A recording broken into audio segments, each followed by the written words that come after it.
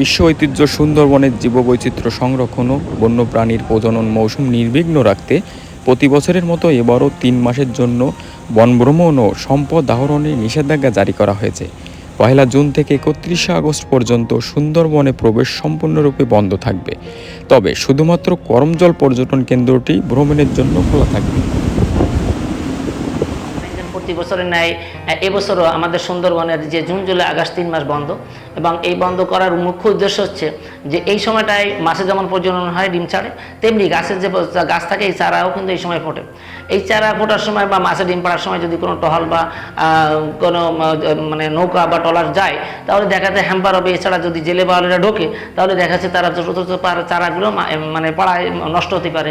এই জন্য এই ৩ মাস কেউ ঢুকতে পারবে না, তবে শুধু করমজল পর্যন্ত পর্যটন খোলা থাকবে। কর্তৃপক্ষ আমাদেরকে সেভাবে নির্দেশিত সমস্ত ছুটি বন্ধ ঘোষণা করেছে এবং আমাদের টহল জোরদার করা হয়েছে। শুধু তা নয়, স্পেশালভাবে সুন্দরবন পূর্ব বন বিভাগে আমাদের চাঁদপাই এবং শরণখোলা রেঞ্জে 4টে টহল টিম এবং স্মার্ট টিম গঠন করা হয়েছে এবং 8টা এই 8টা স্মার্ট টিমের এবং ড্রোন দিয়ে আমাদেরকে সার্বক্ষণিকভাবে টহল প্রদান করা হচ্ছে। এই ড্রোনের আওতায় কাউকে যদি কোনো মুহূর্তে যেন পাওয়া যায়, সঙ্গে সঙ্গে নির্দেশ আছে যেন আইনগত মানে ব্যবস্থা নেওয়া হয় এবং আমরা সেইভাবে তৎপর আছি। ইনশাল্লাহ আমরা বনকে রক্ষা করার সার্বিকভাবে চেষ্টা করি। 20 বছর যাবৎ আমরা সুন্দরবনে করি, মাছ কাঁকড়া ধরে এই পরিবার পরিবেশনা আমরা চালাই। আমাদের আয়ের উৎস হচ্ছে সুন্দরবন। সেই জিনিসটা আমরা প্রতি বছরই আমরা দেখে আসি যে এই 3 মাস যাবৎ বন্ধ থাকে। এই 3 মাস যাবৎ বন্ধ থাকলে আমরা অনুপায়ে পড়ি। আমরা তো সরকারের কাছে এইটাই চাই যে আমাদের এই 3 মাস যেন তারা একটু আমাকে সহযোগিতা করে বা খাদ্য খাবার। আমরা দীর্ঘ ফিরে 8-10 বছর যাই আমরা সুন্দরবনে এই কারা ধরতে বা বেশিরভাগই কারা ধরতে যাই, কিন্তু কারা ধরতে গেলে ইদানিং যে 3 মাস যে বন্ধ থাকে এতে কিন্তু আমার পরিবার নিয়ে খুব কষ্ট হয়, চলতে ফিরতে বা খাওয়ানো হয়, কিন্তু আমরা কোনো পাই না, এর জন্য কোনো সহযোগিতাও পাই না।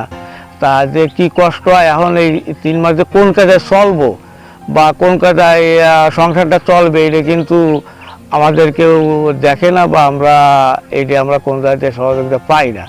এমন যে কাজটাও আমাদের কষ্টে দুঃখী আমাদের চলতে হয়।